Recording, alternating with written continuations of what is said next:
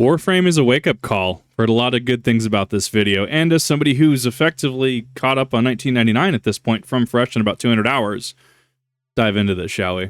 Warframe is a wake-up call. Look, the phrases free-to-play and live service, whether by themselves or in combination with one another, don't fill players with a lot of confidence, and they shouldn't, because they become synonymous with games and studios that are under-delivering on a product and service while asking for the absolute most from their audience.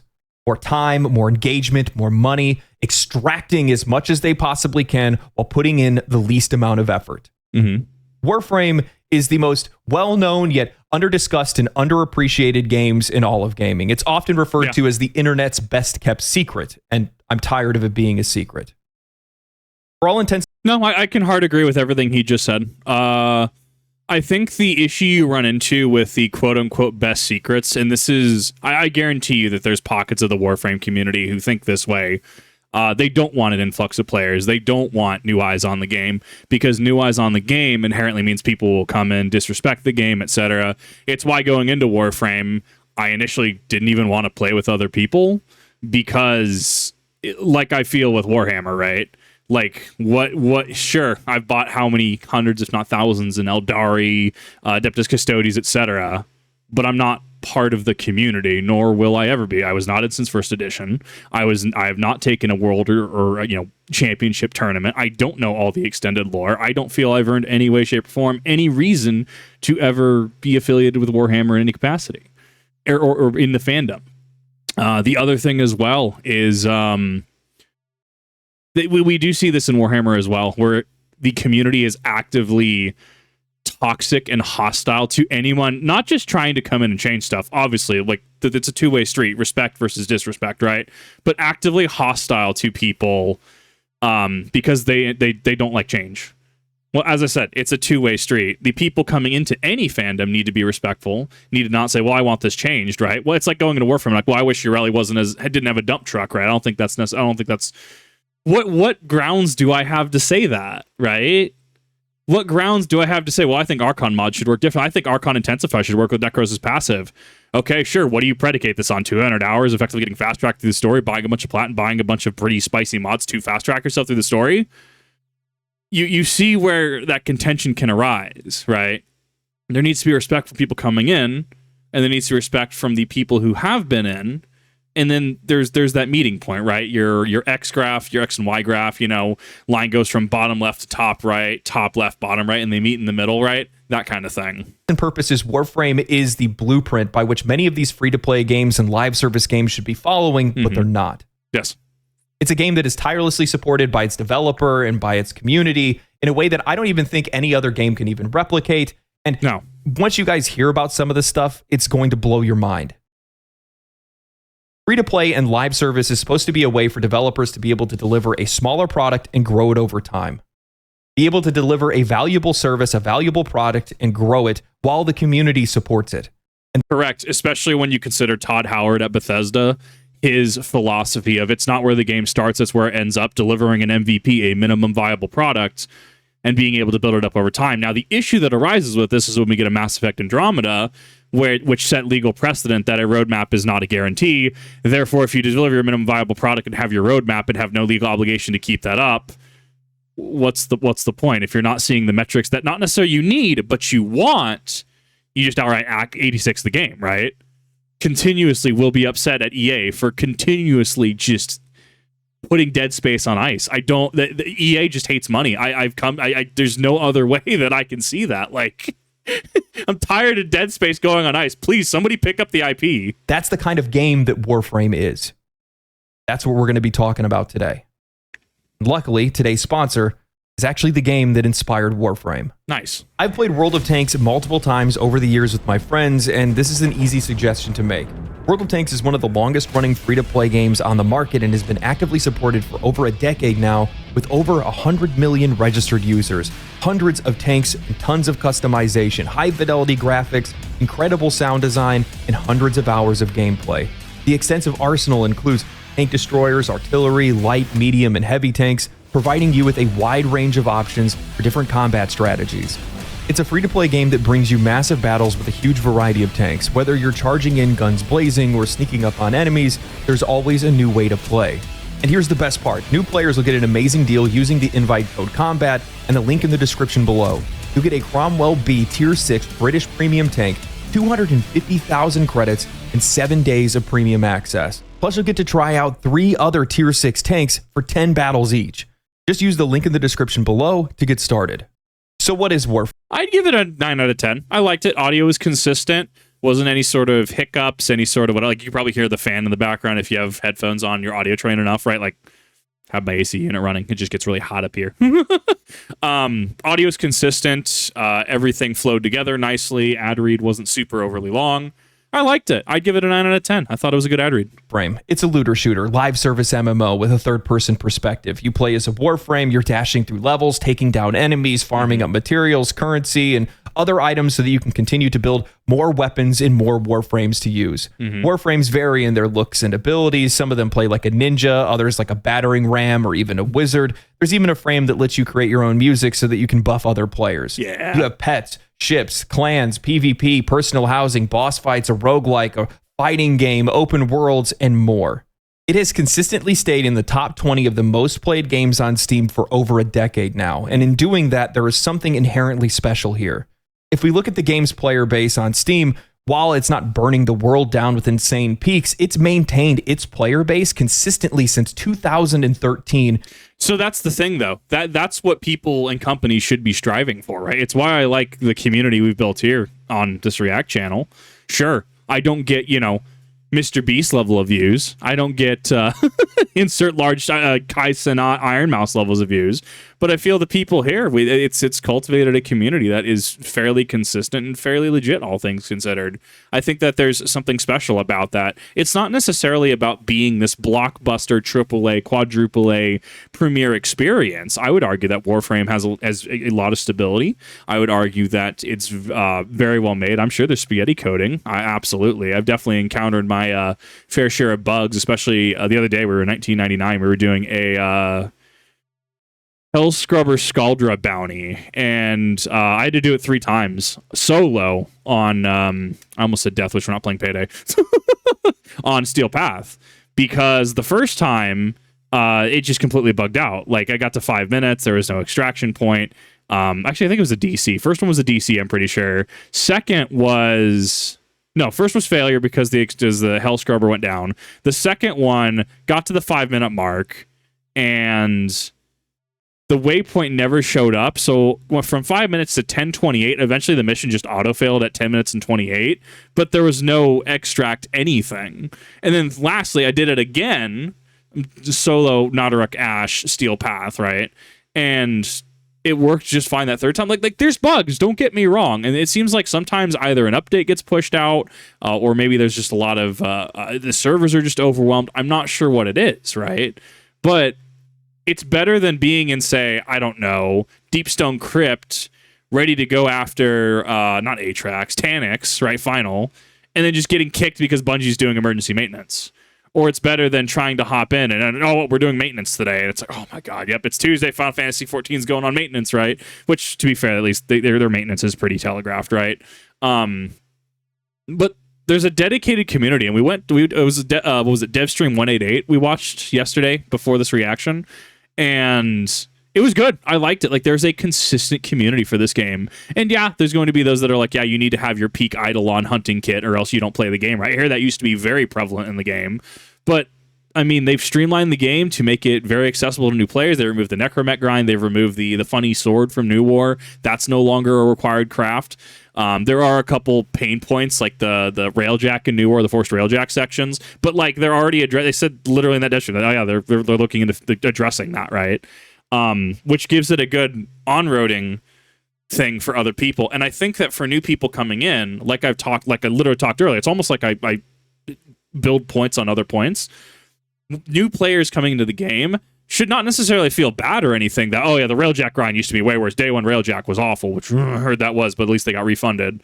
It's that you need to make sure that, sure, I was able to get through the entirety of New War, but respect the players who had to get that, who had the mandatory necromech grind, progress gate them through New War, right? It's that understanding, acknowledgement, and acceptance so that there's that mutual building of trust and positivity in the community. That's how a community should work, and I feel that Warframe does this very well because it does deliver a quality and consistent product. Not the most eye-raising, highest metrics, right? But it's one of those that, like, this is a game that I'm choosing to sink several thousand hours in over the course of the next however long. And it's only continued to grow. So how has Warframe maintained that success? Why is nobody talking about it? And unlike many other live service games, why aren't we hearing people complaining about it or how it mistreats its players? Well, to answer that, we need to understand the game's history and that of its creators. Now, you may recognize the name Digital Extremes. Renowned for their early work on Unreal Tournament in partnership with Epic Games, they played a pivotal role in shaping the landscape of multiplayer first-person shooters. They were among the first to popularize key features like online multiplayer, power weapons, team deathmatch, and capture the flag, laying the ground for many of the multiplayer games that we play today.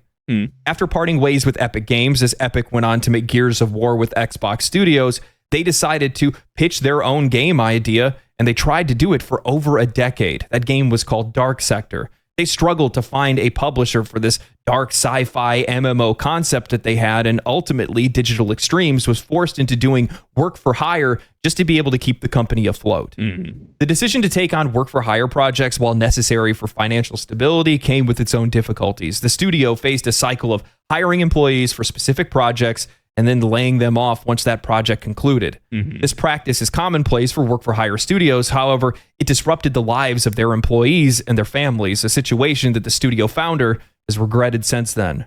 Oh, 100%. I mean, we saw this with Halo Infinite to a degree as well, right? So it's been, as far as I'm aware, public information at this point, that part of the issues with Halo Infinite working on the Slipspace engine, as far as I'm aware, the Slipspace engine is a very big brain piece of software. It is very good at what it can do.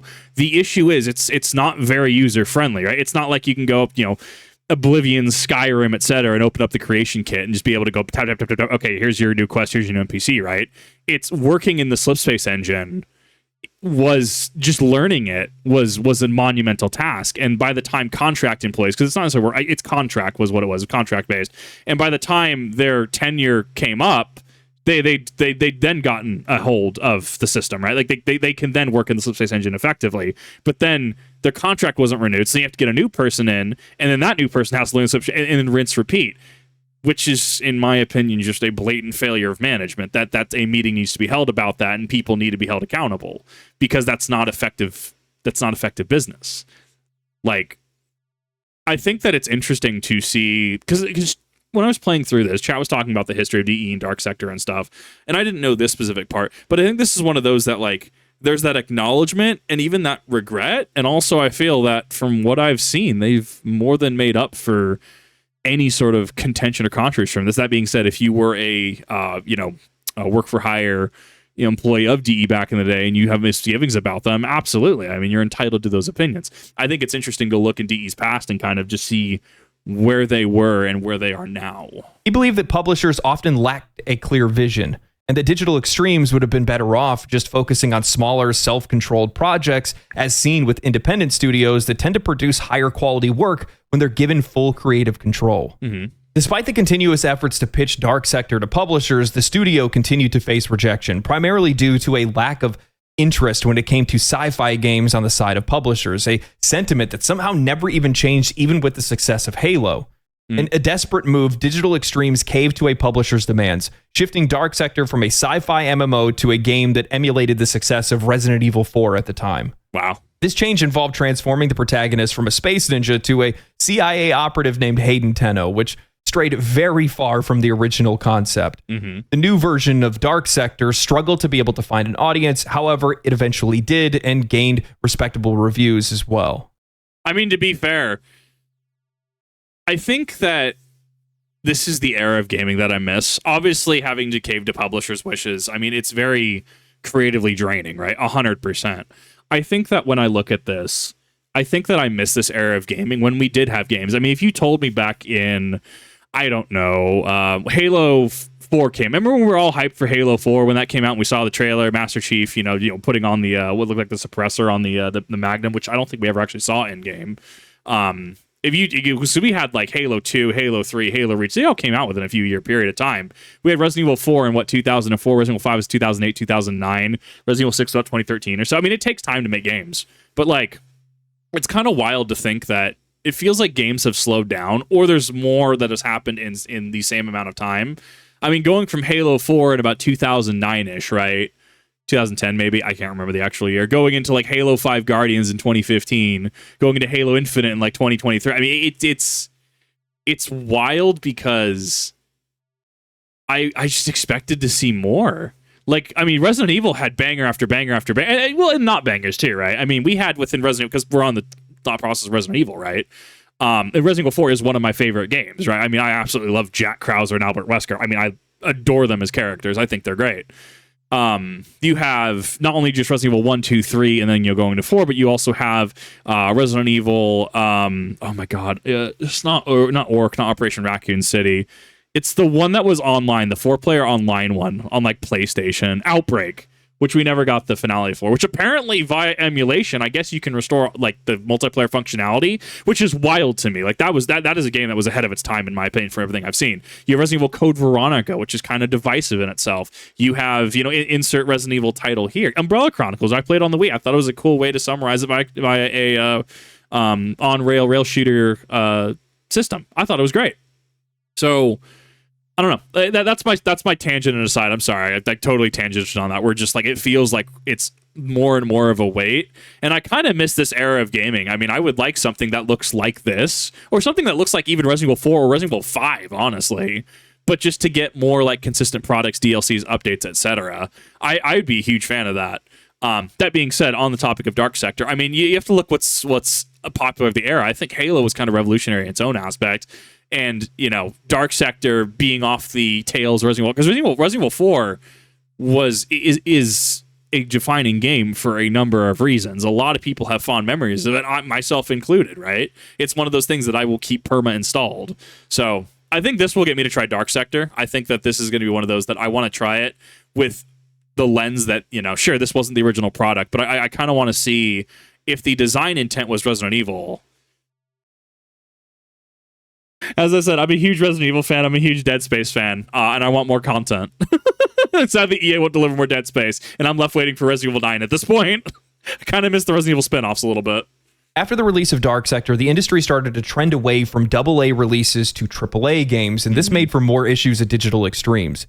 The studio, which had previously worked on BioShock's multiplayer and The Darkness 2, found itself struggling to find any contracts as they began to dry up, and publishers wanted to start making games in-house.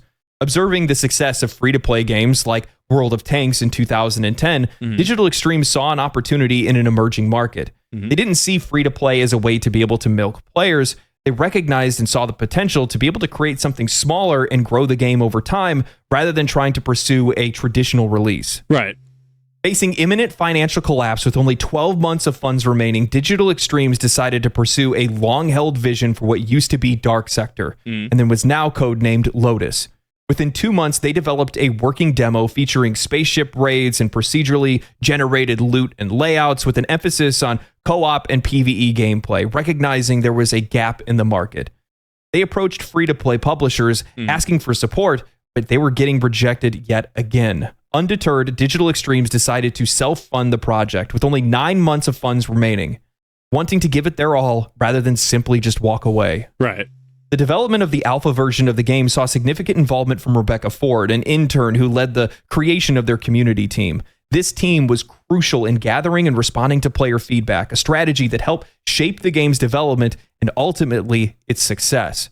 Embracing the success of Kickstarter campaigns that were going on at the time, Digital Extremes introduced supporter packs to raise additional funds. This approach, while initially slow, proved ultimately effective and demonstrated. So this is actually why you can't access Excalibur Prime. You do get Excalibur Umbra via the main story.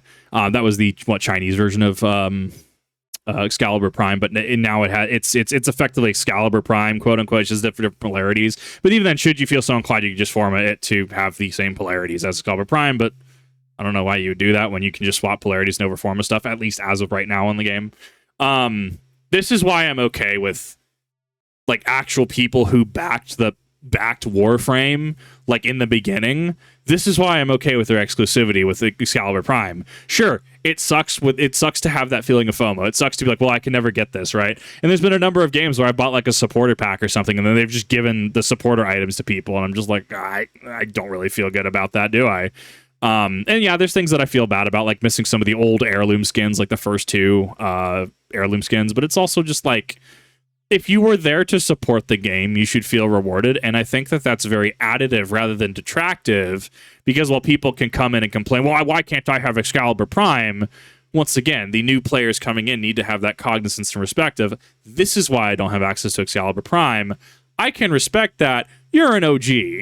And I think that that's a positive way to go about that interaction. Demonstrated that there was an audience for their game. Thus, Warframe was born, a game over a decade in the making, who had faith in itself, scorned by an industry nobody else wanted to make it except for them. It released into beta on Steam in 2013 to over 20,000 players and has only continued to grow since. Over the years, I've come to realize that the vast majority of the studios that we grew up loving, the games that we grew up loving, the biggest studios and publishers that are out there all came from very similar humble beginnings. But the vast majority of them forgot about it. And the ones that don't end up being the ones that are the most loved and appreciated.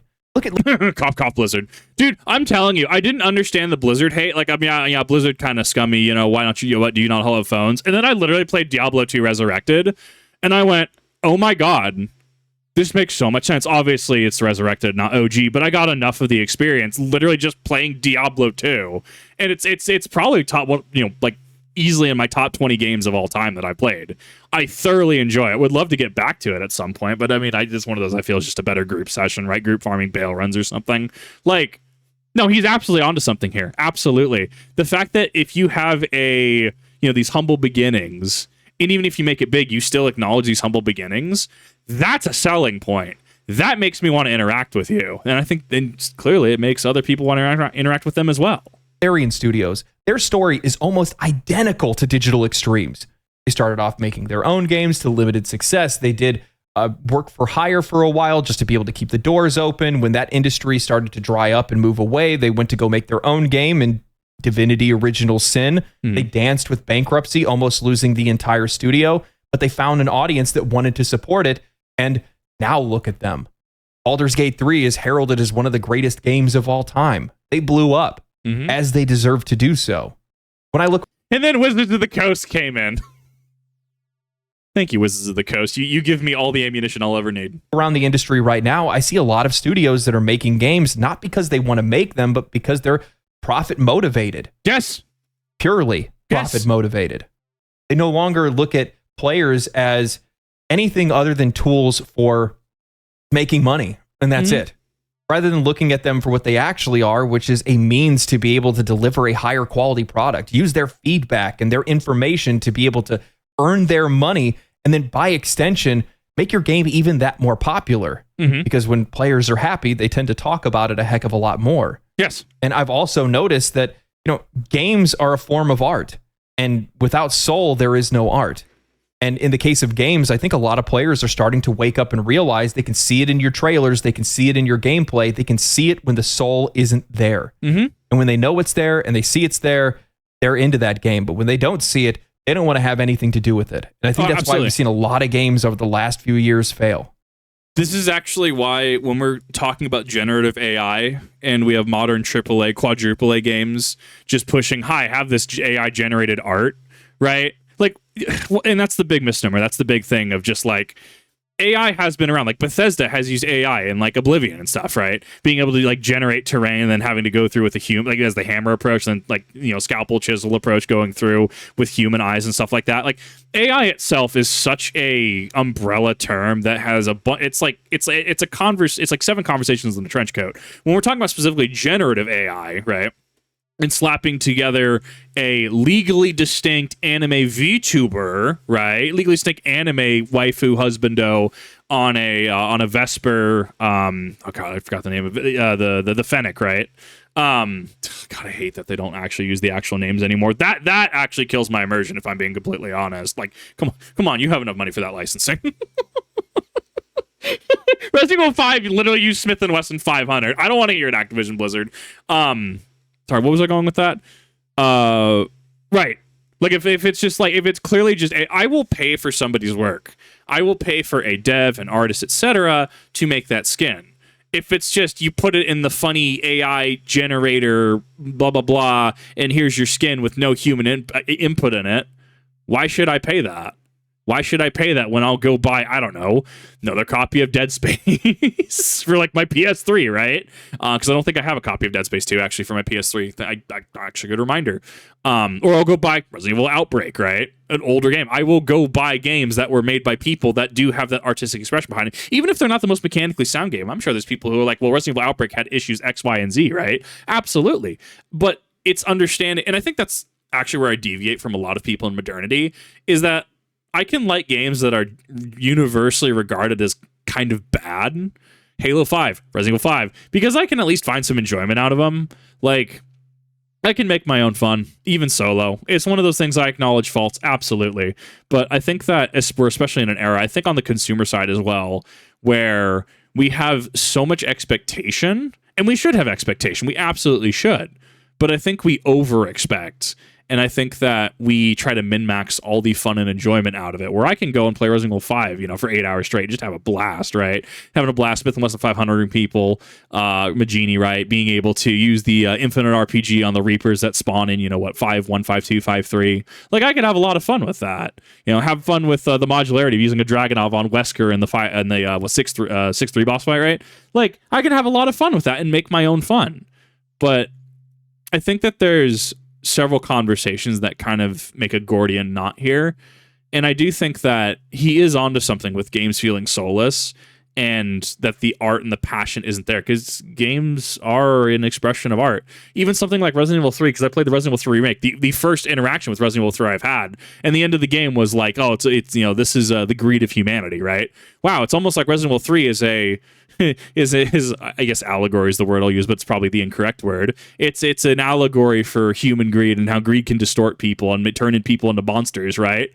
Weird. I love those kinds of games. Crisis Core, Final Fantasy VII, one of like the 3 Final Fantasy games I've actually played. I've played 7, 14, and Crisis Core. Like, that entire game is about the sense of honor. That entire game is about legacy, and it is such a good game. But then you look at it and go, oh, well, I can get maybe like, 20 to 40 hours out of this game, and that's fine. But like, I think it's that there was that passion behind it, and that it was art at its core. And that's, why I've liked Warframe, is that you have expression. It also, like, the mods also tell you what they do, right? You might have to, like, understand. Like, I was actually looking at the, oh God, what was I doing? I'm going to go to my Discord really quick, because we're literally having a discussion on this in Warframe chat. Archon Intensify. Yeah, Archon Intensify does not proc on Necros' passive. Necros' passive, obviously, using melee, the body parts go rip and tear. You can get healing off of it. Because it's a passive, it doesn't count as an ability, therefore Archon Intensify doesn't actually proc on it, right? But like, I mean, that's like going into Destiny and understanding that like Divinity and Tractor Cannon don't actually stack because buff stacking isn't a thing, and that's really, for all intents and purposes, advanced raid tech, right? Your average person coming into the game as new light is going to worry about 1 or 2 buffs, right? Had a number of conversations on this, because I'm like, well, the game doesn't tell you what it does. Like, Hunter Radiant for Golden Gun is overridden by Warlock Well of Radiance Radiant, right? And that gets into buff stacking, how classes actually play, especially going at this point in the game. Reasonability, but I mean, it's why I like Diablo 2. Hi, Hellfire Torch does what? I'm sorry, I just have to have this in my inventory and it gives me all these buffs? Hell yeah, I like when a game is clear in its presentation. Sure, absolutely, I get into games that I'm just like, even with bullet jumping tech, I'm still just leagues behind other people, but I'm only 200 hours in the game, where people have thousands upon thousands of hours, and there's interactions there that just, there's so much depth to it. And then you look at the Jade Light quest between Jade and Stalker, and I absolutely loved that. That was art. I loved that. You can look at that and go, yeah, well, this is just anime at play here, yada yada yada. It's and like, excuse you, like, I didn't know we were trying to play a simulator. I thought I was playing a goddamn game. Digital Extremes started out with great intentions, to be honest with you. Yeah. But that doesn't mean that they didn't make the same mistakes that many other free-to-play and live service games make time and time again. Is this the quote unquote lotto? Was it the Kubro, whatever, the colors? And that's with its monetization. But the difference is they learn from their mistakes. I don't think anybody can disagree with this. Recently, over the last few years, both live service and free-to-play games have permeated through every space in the entire gaming industry. Every single company wants their Fortnite, Counter-Strike, Genshin Impact, whatever it might be, and of course they would, because they draw in revenues that would make you wonder why anybody would ever want to make another full-priced game again. But with the introduction of free-to-play live service games, we've seen year over year, month over month, players are losing ground, losing choice, and losing their money. Yeah. Free-to-play has become synonymous with cutting content and player achievement and putting a price tag on it. While the gameplay itself is free, the model has incentivized developers to paywall everything in the game or put in absurd time restrictions and hurdles for players to be able to overcome just so they can try to earn anything with their own time or their own skill. Studios today are incentivized to actively harm the player experience and lower the quality of the overall product, all in the name of higher profits. Digital Extremes was incredibly nervous about getting into free-to-play because they were afraid that they were going to do it wrong, and in fact, they did. At first, they started selling power, and it wasn't the reputation that they wanted to create for themselves. Wow, this is a UI. Oh god, it's really weird going back and seeing this now. Wow. So, okay, to be fully transparent, I've sunk a lot of plow in this game. Let's be real. I don't know how much. I brought Lavos Prime Access 1999 pack. I got 50% and a 70. I think it's 50% and a 70% off plat. A lot of plat. Okay, I have things like Prime Continuity, Archon Intensify. I'm missing a couple things like Archon Stretch, and a couple other Prime mods. Waiting for Barrow to come around and actually have enough ducats to actually do things with that. But like, I fast-tracked my way through a lot of the game, especially because now I have mods that I can directly have any single frame, and I'm treating it like a TCG, right? Like if you're playing a TCG in Magic the Gathering, you have if you're playing blue, you have your counter spells. If you're playing, black, you probably have your Doom Blades or whatever. I don't know about Doom Blade, but you get the point, right? You have your shocks and lightning bolts if you're playing red, right? If you're playing something like Yu-Gi-Oh, you make sure you have your Pot of Duality, Pot of Prosperities, etc. If you're playing Pokemon, you make sure you have your Professor's Research, right? The point stands. So I kind of treat it like that in that regard, where it's like, okay, I need my Prime Continuity, I need my Prime Intensify, I need my Prime Reach, I need my Prime Pressure Point, I need my Prime Fever Strike, right? Like, and having those to make builds around things. The difference here is that I fast-tracked everything with enough time realistically and enough knowledge of the market. I realistically could have gotten everything like that without spending a dime on the game. Now, especially when we have Dump Truck Urelli Prime coming out, sure, I'll spend more money on the game because I feel that they've earned it. And I think that's I think the takeaway that I've come to in the past few months is gamers will spend money. We'll just drop money on things. We'll drop money on stupid things. Absolutely. But if we don't feel our time is respected, then we complain about it, and rightfully so. I feel that Warframe does respect a lot of people's time, and thus people will just spend money on it, getting, Funny Spider Frame, or getting Urelli Prime, or getting like Lavos Prime Access, right? Or the Jade Pack that's no longer on Steam, right? I think that there's some takeaways in regards to people spending habits. It's not that the gamers don't have money. A lot of gamers have a lot of money, and a lot of companies try to extract that, whether it's a $500 KDA skin, whether it's Fortnite events, whether it's, whatever.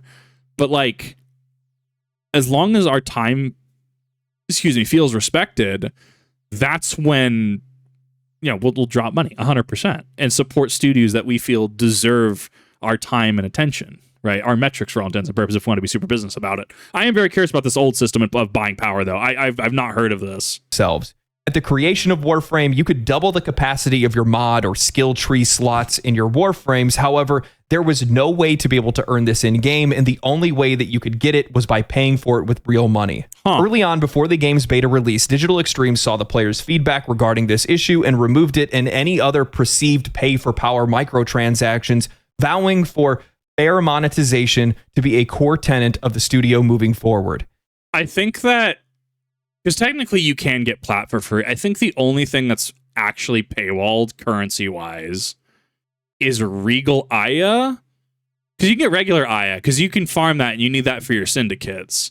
I think Regal Aya is the only thing that is truly locked behind a paywall, but that's strictly for, as far as I'm aware, cosmetics. And yes, anything else you can fast track, with being a wallet warrior, putting out the reverse Uno card, right? Yeah, you can, because you can buy plat. You can effectively buy plat, trade people to, via market board or friends, giving them plat to be able to get like mods and stuff like that, unless they're actually story locked or something like that, like Excalibur, Umbra, the Umbral mods, right? Like things that are actually locked, or things like Prime Sure-Footed, which are login locked, right? Like there's certain things you can't, which are actually like tied to your account and progression. But like, yeah, I mean, I think that everything they've done is incredibly fair. Like, sure, you can spend 20 plat to get Forma, or 80 to get an Omniforma, which my Necros is entirely Omniforma at this point. Like that is future proofed. Very expensive Necros. But I love Necros so much that I'm just like, yeah, I'll future proof this for the next few thousand hours for whatever mod combination I want to do, especially whatever buffs and nerfs it gets.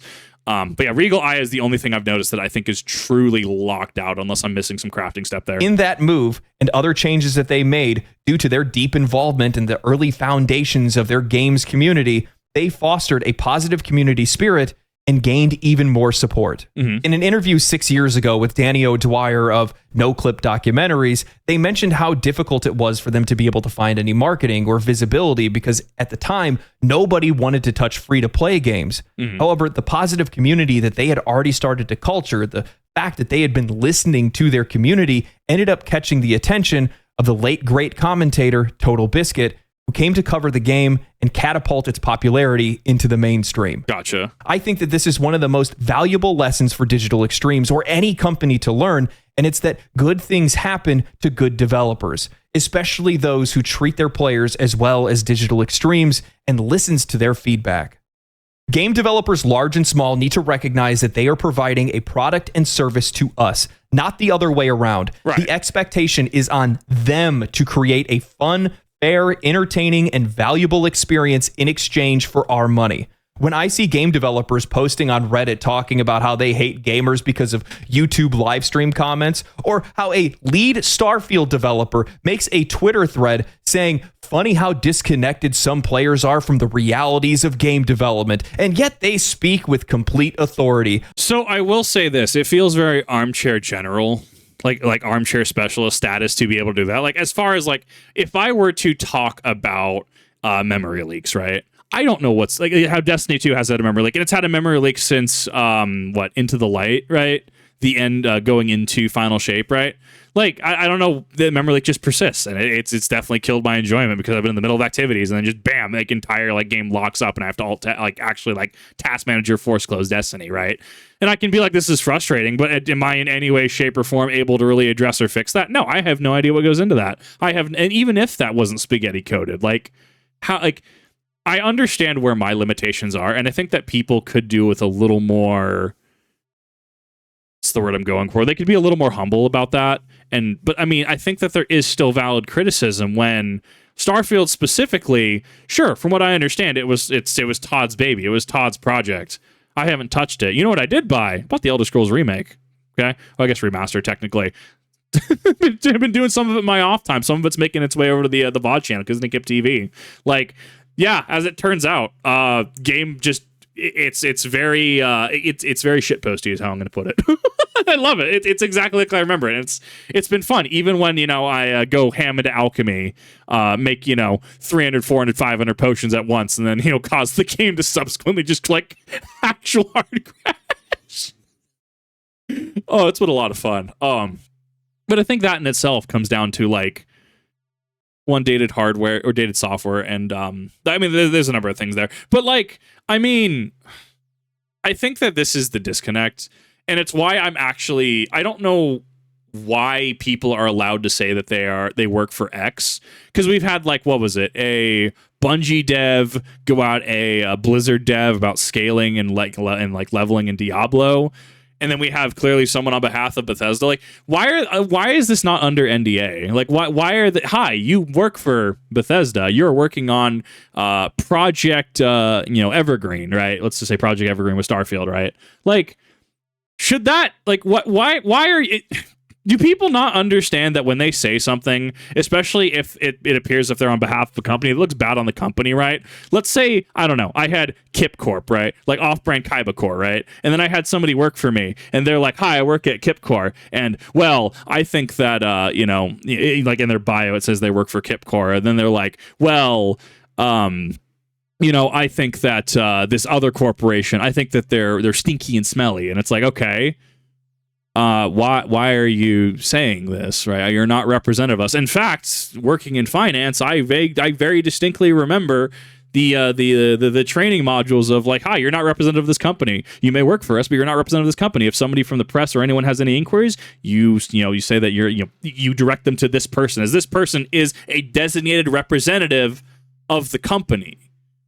Did we just take a bunch of Delulu juice and forget how this works? At minimum, if they're putting this in their bio, if it is allowed, why are they speaking on behalf of the company, or at least appearing to speak on behalf of the company? That's the one that I don't quite understand, and I think is a issue that needs to get addressed. I mean, I can guess what it takes to make a Hostess Twinkie, but I don't work in the factory, so what the hell do I know, really? Not a lot. And neither of these opinions that these people have are in the minority of opinions. With what authority do players speak? With their money. They are your paying customers. While players may not know exactly. So, real quick interjection. The alternative to complaining is they just don't play the game. If I had, if seeing that doesn't make me want to ever play Starfield. I'll go play Oblivion Remastered all day. I'll go play Skyrim Special Edition, right? I'll go back and play Fallout 3 in New Vegas.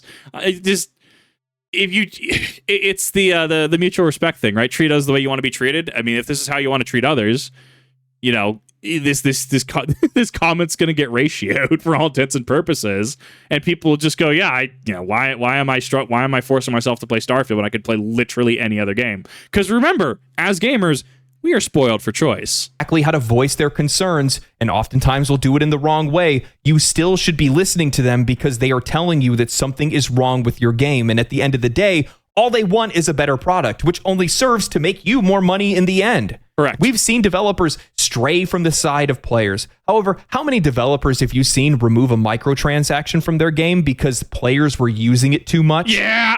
When Warframe introduced colors for their pet skins, they didn't realize that they had inadvertently created a gambling mechanic where players were trying to search for the rarest skin colors and the combinations that they wanted. DE saw that a player had rolled his pet's color 200 times and their stomach sank. Yeah. Within a day and a half, they had removed the mechanic from the game and reworked it without the need for player feedback. Mm-hmm.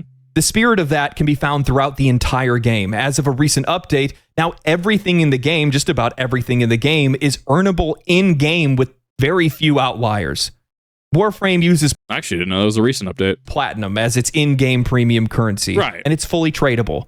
Players can go out, farm valuable resources, mods, weapons, and Warframe blueprints, and then trade with other players without ever even spending a dime. You would think that this is trapped behind some type of end game progression or something, right? No, you can start doing this within the first 15 to 20 hours of playing the game. I was already trading items with other players and stockpiling currency from the minute that I had started. Yeah, I need to lower my standard for this because I'm like, well, I need to go make sure to burn a bunch of ducats. I need to be able to go to Barrow. I need to go get like a prime flow from Barrow. Then I need to make sure to invest all these credits and all of this endo into that prime continuity before I put it up on the market. I'm like, I mean, that's my inevitable end game, right? To be able to stockpile end game stuff like that and kind of be able to trade that, absolutely.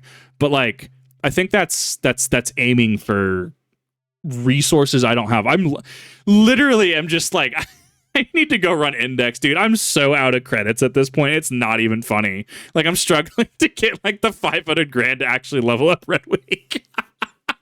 Oh, it's funny. But yeah, I mean, I like this. I like that you can go get, I don't know, magnetic claws from 1999 fully upgraded, or not even fully upgraded, and then post on the market. And if somebody wants it, hi, I'll take your magnetic claws for 7 plat or whatever. I think it's super cool. Now, obviously, for legal reasons, Warframe Market, especially if you're using the Warframe Market, is not affiliated with Digital Extremes in any way, shape, or form, as far as I'm aware. At least so says the disclaimer on their site. So obviously, buyer beware kind of thing. Personally, I've never had an issue, and personally, I've met a lot of really cool traders doing it. Players still have the option to buy anything that they want from the game's in-game shop. All of those things, or at least the vast majority of them outside of cosmetics and color palettes, can be earned in-game. Mm-hmm. So, Mr. YouTuber, that means that Warframe must have the most difficult and high-end equipment behind paywalls or something, right? It has to be insanely difficult to get. No. The pinnacle warframes and weapons are called primes. You can earn these by cracking relics, and you get relics constantly while you're playing the game. When you go to do these missions to crack the relics, you're playing with 4 players, and all 4 of you can choose to use the exact same relic, which would then increase your chances of being able to get what you wanted, because everybody can choose from everyone else's rewards. Meaning that even if you're in a party that isn't coordinated and you're all running different relics, if you don't get what you want out of yours, you can just get a copy of somebody else's thing if it's more valuable. I mean, easily think about any other game trying to do this system. You would be locked to your own relic, not the choice of others as well. Just think about that. Think how this system does it correctly. You can choose to get whatever you want.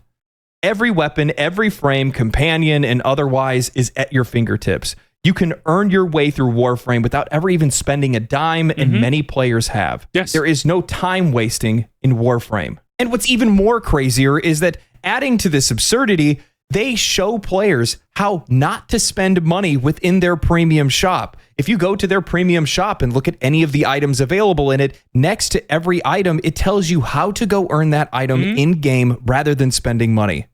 They teach players how not to spend money in their shop.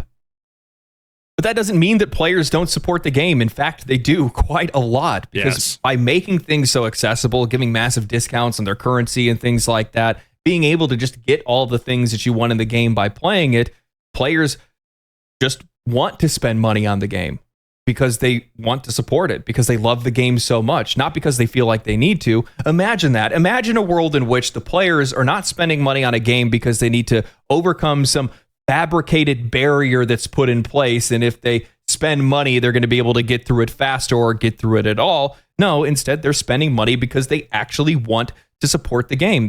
It's wild, right? I not in my AAA, quadruple A gaming market. What he says is 100% correct. Are enjoying themselves and want to spend the money.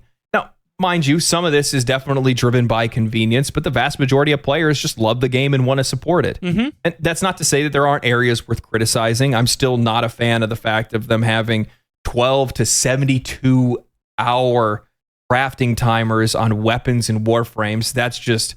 It's just too much. I don't know what else to say about it. I honestly don't really have that much of an issue with it personally. You can rush it for plat if you want to. Like my Helminth right now, right? Like I'm like level 3 on Helminth, and I'm having to subsume frames to level them up further. And I'm just like, sure, it speeds up the process. Crafting, as far as I'm aware, used to be a single craft at a time. So you had to pick and choose, like, I'm going to craft a form, and this is going to take 24 hours. And then once I'm done with the form, well, I need my mutagenic masses because I don't have enough of those. Don't want to form those, I'll just craft it. And that's going to be another 12 hours. And you're like, okay, well, I'll finally get around to crafting my Necros Prime or my Lavos Prime, and it's then that's going to be I got to make sure I got to get the chassis first. That's going to be like I think that's 12 hours, right? Chassis is going to be 12 hours. The ROPS is going to be 12 hours. The systems are going to be 12 hours, so that's 36 hours total. And then you get into the now I got to go craft the frame itself, and that's going to be another 72-hour time gate. Now imagine if you could only craft one at a time, right? It's better than it used to be. Personally, I view this as a way to. I understand the frustration, and I get the frustration. I've had a couple friends express the frustration at it. Personally, as somebody who has to deal with time management and what I do, like doing YouTube, Twitch when I can, etc., as trying to balance things, I view this as a positive in a certain way because I can craft as many things as I want, but they do have windows tied to them, which does incentivize me to go and do other things. So it's for me, at least, it is a built-in system to say, okay, my Sevagoth Prime has another 6 hours left on this. I'm gonna go take a break. I'm gonna go do some React content. I'm gonna do literally anything else, and I'll come back later at daily reset and I'll go try again, right? Or like Helminth. I know tonight I'm gonna go on Helminth while I'm uploading stuff, right? Like, it's just one of those things that for me, I can kind of justify and be okay with it. It's an inconvenience, definitely, but there is an option to rush it for plat if you are so inclined. So I can definitely see the contention on this point, though. It's just too much. And also, there's a big limitation on the amount of weapon and Warframe slots, inventory slots that are available early on for players. That's something that in general just needs to get fixed. Yeah. But The thing is that the longer you play the game, the less those things become an issue because you have so many other things that you're working on, leveling up, playing as, farming for, while all these other things are building in the background that you really don't even notice it all that much. And while there's room for improvement, this is largely the most ethical live service game I've ever seen monetized. And I don't think any other game wants to try to compete on those terms. No. They definitely don't want to compete on their content. Warframe's first turning point came when the game released on Steam, which marked a critical success and provided the studio with the necessary resources to be able to continue to support and develop the game. Unlike competitive shooters that can maintain an audience with minimal updates, Warframe faced the challenge of sustaining interest in a PvE-centric game, which is far more difficult. To overcome this, Digital Extremes heavily leaned on the experienced development team who had weathered the storm through the toughest times and possessed the deep institutional knowledge that was necessary to make the game successful. If it wasn't for the fact that they held on to their employees when the game and the studio was facing its closure, they likely would have never been able to make the game the success that it is today. In the years following the game's release on Steam, Warframe saw a rapid expansion in content. The studio introduced clans, player hubs, a plethora of new weapons and warframes, and diverse gameplay elements like open world areas, vehicles, and space combat. But the most significant shift in the game's identity came with the release of The Second Dream, a cinematic quest that redefined Warframe as a game. This quest introduced fully voice-acted, high-quality cinematic experiences with intricate writing and storytelling that elevated the game from a compelling free-to-play title to a truly exceptional experience. No longer was Warframe just a free-to-play game, it was just a great... You know, actually, now that I've played through Second Dream, okay, this cutscene makes a lot more sense now, because I thought, that's Stalker. That's not, oh god, what's his face? I can't remember his name offhand. I want to say Hohenheim, but that's not, that's Fullmetal Alchemist. Oh my god, I always forget his name. Okay, no, this cutscene makes a lot more sense. Sorry. Game that happened to be free to play. Digital Extremes continued to push boundaries with subsequent updates, including the new war, Whispers in the Walls, and the upcoming major update, Warframe 1999. These expansions demonstrate a level of writing, character development, and cinematic quality that's typically associated with AAA blockbuster titles and reflect nothing of what we've seen in typical free-to-play games. No. The studio's ambition to deliver high-end content remained evident with every release, further increasing the game's reputation among players both new and old. That's what's made the Warframe that we have today. One of the systems I was the most shocked by was at one point I unlocked what I can best describe as Sea of Thieves in space. You get a Railjack, a fully customizable ship that you can upgrade. It has multiple weapons that are controlled by other players in co-op. You hire NPCs to manage the ship. You fight other ships. You can board other ships, steal other ships, and raid enemy bases. While the feature didn't land well on release and it had its issues, what is available today is an absolute blast to play, and it feels like it's completely native to the game and like it could have been there from the start. How to give a Warframe player PTSD, ask them how day one Railjack was. That mat grind was real. In the landscape of live service and free-to-play games, many developers opt for the safe approach, focusing on incremental updates and minor changes rather than undertaking any significant overhaul. This safe strategy often results in steady, gradual improvements, but most major additions and transformative changes end up being locked behind paid expansions, premium content, and microtransactions. Destiny 2. Can you imagine if just Final Shape was just a free update? Like, and that's the thing, as somebody with Destiny 2 experience, coming from Destiny 2 into this, right, I would play both for each. I actually do appreciate that we don't have raids in Warframe, at least as of right now, especially with how boss mechanics work, because boss mechanics are very much, I guess it is similar to Destiny, right? The boss is immune until you do a thing, and then the boss isn't as immune. I think it's, I don't know, it's been a little clunky going through 4, going through the Saturn flamethrower Grunier boss fight, right? Like, some of the bosses have been really interesting. I think getting, like, I think the Archons are a step in the right direction. I think I could be okay. I would be open to raid mechanics, stepping on plates, hitting switches, etc., in sequence while doing something like, you know, like Boreal or something, right? I could get behind that. But, like, I don't play Warframe for the expectation of going into, say, Crota's End, going into saying counter 3 and like, okay, what are we doing here? I mean, we rocking div, we rocking cata bait and switch, or rockets? I don't know about rockets. I mean, we're gonna tractor that, like that problem solving to try to solve the encounter, or going into Ruder Nightmare and someone being like, hey, you want to sword Nezarec? We can try to one phase this. And it's like, oh, I got a vortex frame I could pull, right? Like, or like King's Fall Oryx, right? You know, everyone got your bait and switch whisper ready? No, I got my Darcy. You know what? Fair enough. Like, and that's why I would play each of those games. But like, no, he's correct here. And like, imagine, and Destiny 2, okay, and to their credit, has dropped free updates. They've dropped Vaults of Glass, which was free. They dropped King's Hall, which is free to access for anybody. Prophecy was moved to that free to play pool. You know, like there's things that they've done, and I'm not.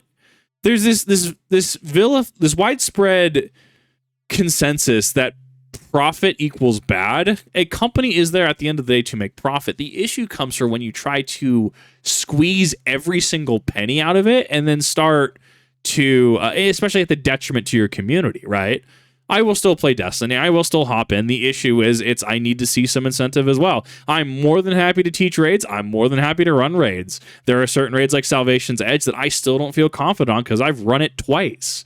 The issue that I run into is, and it's the same issue I run into with Final Fantasy XIV, which I love. It's like, I need to see people saying, hi, let's do the thing. And then I'll be like, okay, let's do the thing. Let's go run Hades EX. Let's go run Zodiark EX. I'm down. Let's do the thing. Let's go run Dawn Trail EX4. I'm down. Let's go run Crotas. Sure. But like, I don't know. It's. I guess I have the boomer mentality of I find it something that I like and I stick with it. Right. It's why after all these years, I still have stuff for Legend of the Five Rings L5R. I still have my Bayushi Natoshi somewhere. I don't know where my foil Ivory Edition one is. I probably need to go buy another one of those because I just can't find it. Why I still have Naruto CCG stuff. Right. Like I still have Pain deck. I still have my Fire Water Lightning deck. Right. I find a game. It's why I still play Resident Evil 5 all these years later. I find a game that I like and I will stick with it. And I've noticed a lot of people aren't necessarily like that. And I cycle through things, don't get me wrong. I'll hyperfixate in rotation, right? Naruto, Lord of the Rings, Star Wars, etc. I'll cycle. But I've noticed that people really won't stick with games. And taking a hiatus, taking a break is fine. But it's like going ham 1 minute and then it's like, you know, then you're doing another thing the next minute when you're trying to get stuff together. It's kind of weird to get things going. Hence why with Warframe, you know, especially because, you know, I can do with effort required solo Steel Path at this point. So why I've stuck with Warframe, because the control is there. It's not like I'm trying to get 6 people together for Salvation's Edge and Destiny. God, this is a long one. I'm so sorry. Typically, free-to-play games and live service games will introduce minor tweaks, seasonal updates, and limited time offers to try to keep players engaged. Well, Warframe does the exact same thing. They aren't strangers to making big splashes with major updates, and all the while, they're not charging the players a dime. Other games with standard offerings can sometimes refresh the experience and provide new incentives to be able to log in, but they rarely bring the wide sweeping changes that might significantly alter the gameplay or narrative, making the game overall feel more stale. I'll give kudos to games like Fortnite, who often radically change their map, put in new modes, and give more ways for players to be able to express themselves in games, like even creating their own games within Fortnite. However, the vast majority of games don't do this, and in combination with that lack of risk, they often let go of the developers that got them to where they are in the first place, ignoring the players that got them to where they are in the first place. And as a result, they hollow out their experience, leaving them with nowhere to go. There's too much focus on monetization, and it's leading to a disparity between the expectations of the player and the financial outlook of the developer.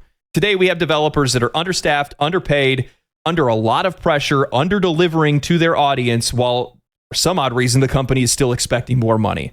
And that's in that I've talked consistently.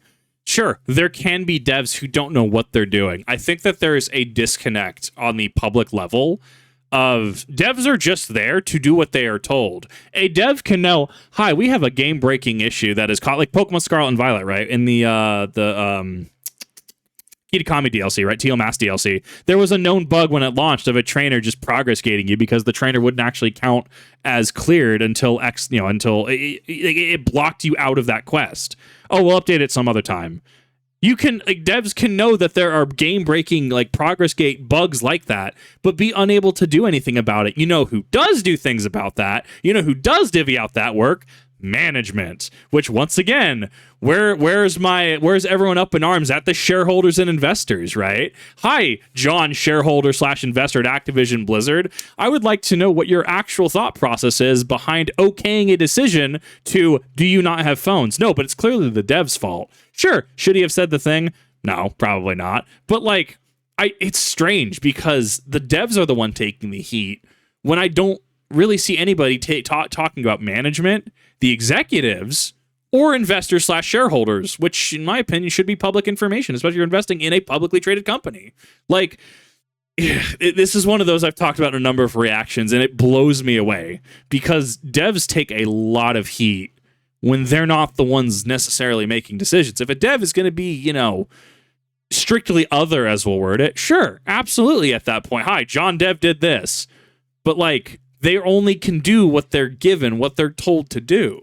You have CEOs that are out there projecting growing profit without investing in growing content. And their expectation is because you're playing, then you must be paying, and I'm sick of it. Yeah, same. So just recently I saw with Apex Legends, the big drama that cropped up around it, where basically, long story short, developer goes in and makes it where you can no longer earn the next battle pass by completing the last battle pass, where previously you were able to. And they made these changes, gaslighting the players, saying that it's because we're trying to deliver you guys a more valuable experience. We're doing it because we're trying to grow the game, and we're giving you guys more value. That's really what it is. When anybody with any base level of intelligence can see how insulting it is to say something like that when it's so transparently not that. And do you know I had somebody, so I've done a couple of videos on a certain company that I use for my audio, right? And I made a couple of videos on them. I had somebody reach out like, Kip, I did the Kip approach when somebody was trying to PR me today. And I'm like, oh, what do you mean by that? And they're just like, yeah, I had to call this company, and I said this is my issue, and they tried to give me this PR thing about this, and I'm like, okay, let's cut the B. And he was like, and I told him, we're gonna cut the BS. This is my issue. This is what you need to look into. I need you to look into this system. This is what answer you're gonna give me. Yes, you may put me on hold. And I'm like, no, that's a very Kip way to deal with that. Like, and I've talked about, and this is actually leading into a point. I've talked about my interactions with the financial institution I've had as of reacting to this in the past like 2 months, where I'm not on somebody's account, and I'll say, this is this information you need. This is my name. This is how you're going to verify me. This is the account you're going to take money out of. This is the account you're going to transfer it to. This is the name of the person. This is the address to confirm this is the correct person. I need money from my account to that account, to which, with all of that information, they still ask me, would you like that in this account or this account? And I'm like, I worked your job. You literally cannot tell me that. If this happens again, we are getting a regulatory body here. Like, bro, to which leads into, I think, customer service, especially how sleazy and soulless it can be. And that's not like, criticizing, you working at a restaurant, being a waiter, waitress, you working at a call center, having to take calls. That's not me necessarily talking about you. I'm sure you're doing a lovely job. This is me talking about the soulless PR things like he's talking about, or trying to PR your way and then making mistakes in that PR that is causing more and more issues. Look, I know what I want.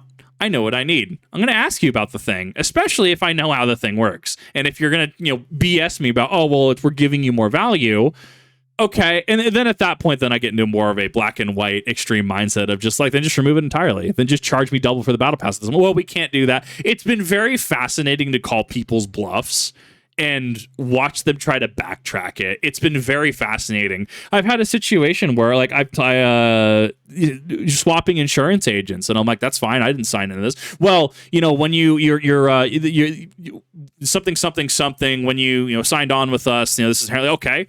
Where's your legal team? Can you point out what specific section, what paragraph it says that you're allowed to do this? And then I guess their legal team sent me a letter that's just like, oh, that said the exact same thing. How, oh, well, when you signed on with us, you allowed us to do this. And I'm like, nice. See, when asked a direct question, you cannot provide an answer. Yeah, very much my experiences leading into his frustration at corporate speak and honestly customer service at this point. Like, person on the phone wants to go home. I want to go home. You want to go home. Let's cut the BS. Let's fix the issue. If you can't fix my issue, tell me you can't fix my issue, and let's move on with our day. Or if you're trying to give me less value, tell me, yeah, we're not doing this anymore. And don't try to butter me up. Just, okay, this is what action you've committed to. Thank you. I will go play a different game at this point. But that's specifically why they won't do it, because they know they can butter you up and get you to stay a little bit longer. And if they push a decision and it reaches, critical mass of, negativity, they can just backtrack that entirely. Where, say, if Apex Legends was going to be like, yeah, we're no longer we're shortening our battle passes to a quarter of the time that they currently are, right? And this is done in interest to make sure that our hardcore players are feeling incentivized with their time, being able to have our drive more traffic into lobbies and stuff. Lobby variety, you understand clearly. But then 90% of the player base says, no, that's dumb, and then stops playing the game. And then they're like, well, actually, we were doing this as kind of a test. We're always learning. We're trying to make sure that you've heard the speeches before, so I'm gonna paraphrase that there. But yeah, like, nobody likes this. Stop it. They're not the only developer doing things like that. You see it across the board. So many developers that are making minor changes to their game, but all of their focus is on their monetization. How else they can shift and move things around to make it where they can make more money and you get less out of playing the game.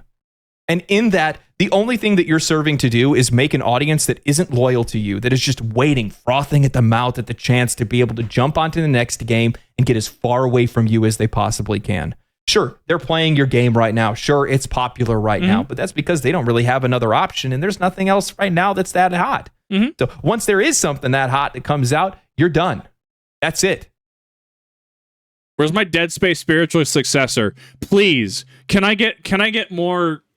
Can I get more like action horror theme, like action thriller type games? Like, please, I'm begging you. I want more can I just want to, I need to do my weekly like complaining about just like, we don't like, they have the engine for Dead Space. They have all of those assets from the Dead Space remake. No, we're not doing this anymore. So you just shelve it? Like, bro. No, I'm not okay. I don't know what you're talking about. No, I am consistently angry at EA for this. Yeah, dude, like, it's depressing. Let's put it that way. The modern gaming industry is depressing, which is why I'm an advocate for we deserve $60 a game. Not, excluding inflation, obviously, because gaming is one of the most unregulated markets on the planet. The $60 is a boon. It allows you to get away with all manner of stuff. God, that's why I've been playing retro games. Yeah, I feel players are a valuable resource, and Correct. You need to value them. They provide you with everything that you need to be successful, both creatively and financially. And if you use them the appropriate way, you can be huge, you can be massive. And while that's not the truth for every single game, because every single game is different. They have a different audience. They have a different use case. Not everybody plays the same kind of games. When you value them, they keep you afloat. Correct. They help you grow. And in the case of Digital Extremes and Warframe, I don't think that there's another developer that's out there that appreciates their audience the same way or does the same things that Digital Extremes does with their audience. I know that Final Fantasy XIV does take a lot of player feedback into consideration. I would say that DE is definitely a shining example. I mean, as one of the other games that I sink my time into, my two time sinks are Final Fantasy XIV and Warframe at this point. Like, I'm sorry, I can't add another time sink game onto it. I will play other games, but those are, for all intents and purposes, my chosen time sinks because they already take up a lot of time as is. Yeah, DE is, and just seeing how they were at the dev stream 188, right? Like, was wild. Like, I wish more games did that. Can you imagine if Bungie did that? Can you imagine just that, but Destiny showcasing changes, talking to players, the feedback, the memes? I think it'd be a lot better. I think it'd be great. Except for baby Larian Studios. Why did you guys have to go and create a community YouTube channol? And even more so, why am I not in it? I get it. Like, Duality and Co-Carnage are really cool, but like, I made a lot of videos on Baldur's Gate. Come on, man. Initially, I had wondered how Warframe was able to hold on to such a consistent player base for so long. Regardless of good or bad updates, new games, or financial declines, their core audience has stayed rock solid for over a decade now. And in and of itself, that is a feat that very few games have accomplished. It wasn't until I started streaming my experience over on Twitch, playing the game for the very first time, that I was exposed to the game's community. And in that, I noticed how positive they are. An eerily similar experience I had with Final Fantasy XIV, but altogether completely different. Many players have been playing the game since alpha. They've unlocked everything in the game, effectively beaten the game, logging thousands of hours. However, they are still logging in regularly, even daily. They are out there guiding new players and doing things that they've done thousands of times because they love the game that much. And I was curious where that comes from. Well, sure, the game has regular updates, new content, new weapons, and new warframes. I couldn't see how Warframe could become somebody's daily driver until I saw how Digital Extremes engages with their community. Oftentimes, developers lay silent between content releases and major updates. They put their head in the sand, they let a couple people go out and respond or repost on Twitter, and only come out of hibernation to make promotional content to drive up interest around the next big update or major change. In that time of silence, I think I actually don't know what Evensong drops from. I'll have to go grab that. It makes it feel like updates are further apart than they actually are. Players aren't engaged, and when they aren't engaged, they lose interest. And DE makes it really hard for you not to feel engaged as they support their community like they're content creators rather than game developers. I'm looking at the Twitch chat. I don't see a single Clem here. Single week, they go live on YouTube and Twitch to do something they call a dev short, where Steve Sinclair, the CEO of Digital Extremes, together with Rebecca Ford, the once community manager and now creative director of Warframe, just talk to the players for 15 minutes. They answer questions, they tell them about things that they're working on, they joke around. They do this every week. What other game studios give that kind of transparency to the players? What other game companies are that grounded to make sure that their CEO of all people is constantly in contact with the players? None. And that's not all they do. Every Wednesday and Thursday, they host Prime Time over on Twitch, and each of them have their own separate streams for English and Spanish, where the developers and community managers come out to play the game with the players. Have you ever heard of anything more absurd than that? Developers actually playing their game and playing their game with players? With that actually, it's invocative of Halo 3, right? To get recon. Wasn't you had to be a Bungie employee at one point in time during like the Halo 3 Xbox 360 era? That's what that's invocative. I continue to say to this day that Halo 3 did so much correct, especially it was very cognizant of like, it was a game ahead of its time, in my opinion. Forge, Theater, having things where you could play with Bungie devs, right? And obviously they show up in multiplayer lobbies, but like that, it's unheard of nowadays. It's wild, and I think DE is very evocative of that for me, as Halo 3 was a very, very special game to me, and still is a very special game. I'll still play it regularly on MCC personally. I think I like Halo 3 better than Reach, which is a little bit of a hot take. I definitely played more Reach, but I like the slow pace squad tactics of Halo 3 more, I think, in my opinion. Proximity voice chat. Modern games are just now getting on this tech again. Halo 3 had proximity voice chat. Let's talk about that. Halo 3 was so ahead of its time. It's wild to think about. An audience up to 250,000 viewers, giving away skins, That's Twitch so cool. drops, different items, premium currencies. They tell stories. They play trivia games with chat. And oh, they took this out of the game. I need to do Belly of the Beast when it comes back around because I want the Scythe skin. It'll complete my Xenos vibe. It's currently not in the game anymore. It rotates out. Like events rotate out.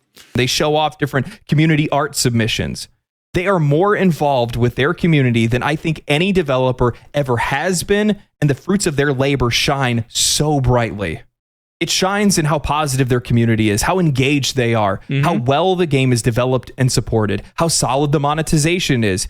It's why they are allowed to take the risks with the games like they have, and even with future games in development like Soulframe. Yeah. The players know that they're appreciated. They know that the developer is trying to achieve something, and they can tell that they truly love what they are doing. They can clearly see that these developers love their game, and it shows. Digital Extremes recognizes what many developers have slowly started to drift away from, that players are a part of your game, and without them, your game wouldn't be what it is. And in fact, for Warframe, that's literally true. In the early days of Warframe, movement is exactly what you would have expected the game to be. Just a over-the-shoulder, third-person shooter. It had sliding and running, but overall, the movement was slow. Players discovered an exploit where they called it Zoran coptering, where they could essentially fly across maps, sling themselves across maps, and complete missions in a fraction of the time.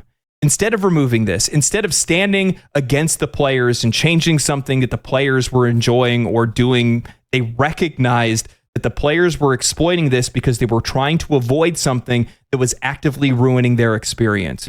So Digital Extremes revamped the entire movement system for the game, reworking it from the ground up to be one of the most fluid movement systems in all of gaming. The bullet jumping does feel very good. I'm very much a fan of it. I spam bullet jump consistently. No, he's absolutely right. Like, what other game would have kept this feature in and not nerfed it? I guess you could technically say Destiny 2 with Eager Edge, but I feel Eager Edge has been nerfed a couple of times. I think you still get the distance out of it, but I've noticed as updates progress, it's easier just to like 90-degree target something else, which is why you'll see me like in game where when I pull out my Eager Edge, I look straight up and then then I'll hit the fire button to move forward because I'm trying not to track on other targets. But like, yeah, I think it's, like, oh, well, this is something we don't want happening or something that is clearly, doing a thing.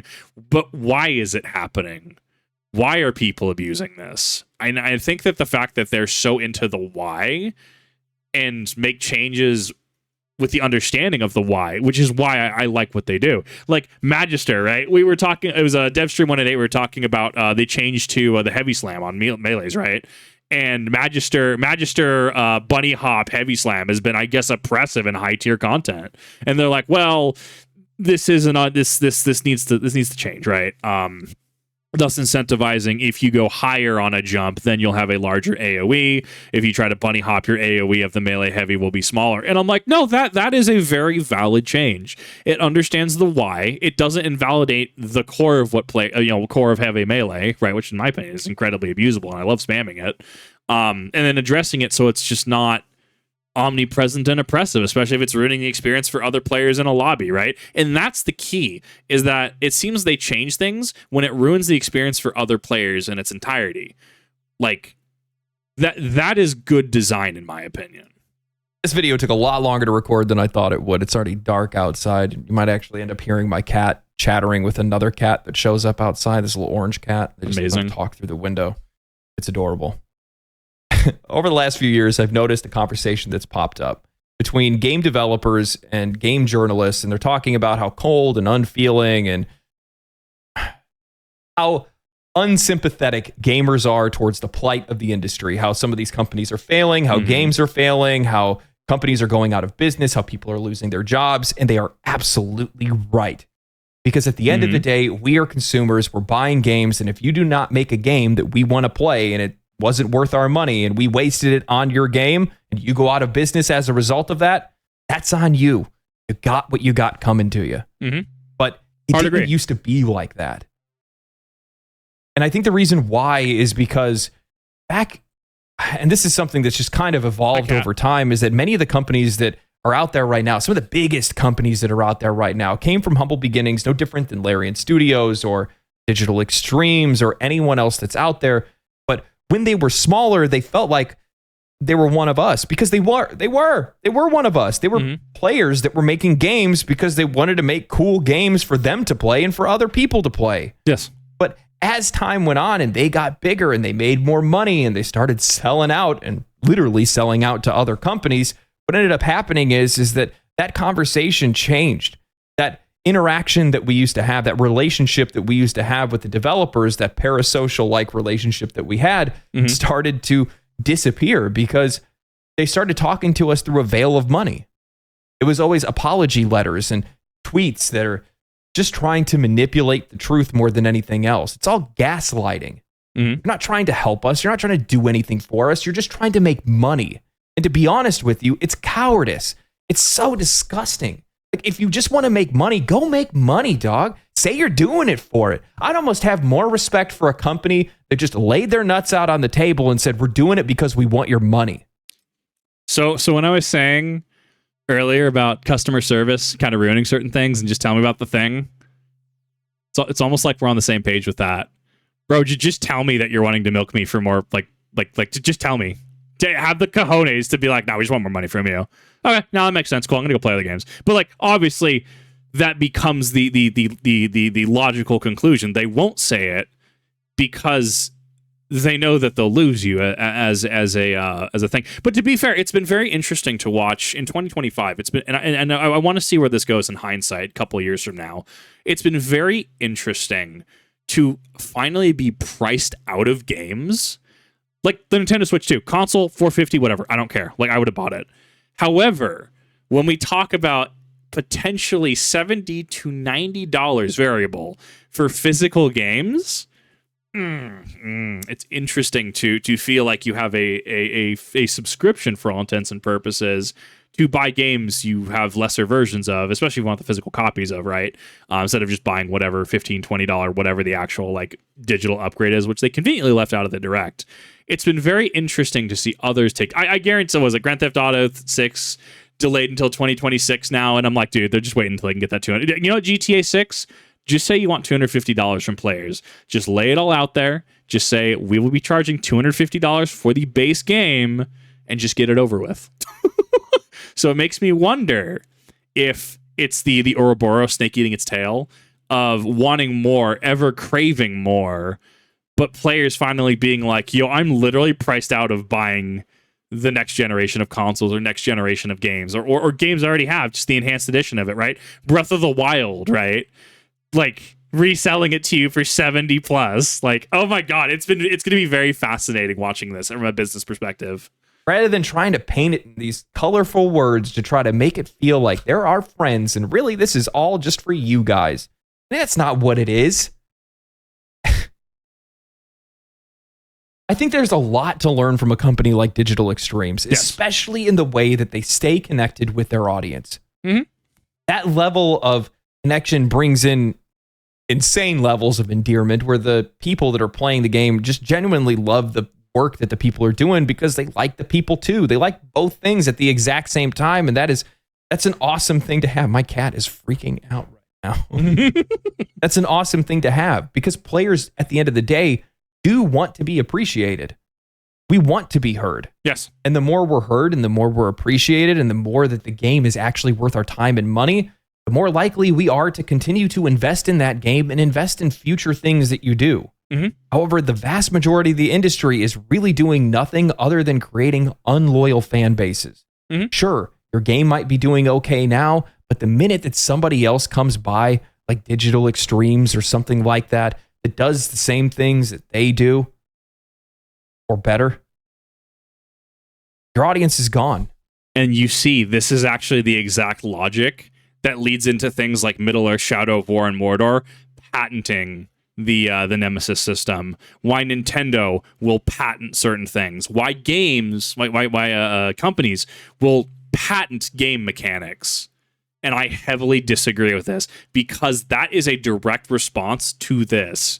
Such as if you have I don't know, Nemesis as a game come out, right? And it uses the Nemesis system, but like on steroids. Like it is amazing. Why would you continue to play Middle-earth, Shadow of War, or Shadow of Mordor? Right? That's where that logic comes from. To which I have to question if Ubisoft has a legal case against Nintendo, because Nintendo does use kind of a tower fast travel map finding mechanic. It does make me wonder if Ubisoft could have legal standing on that.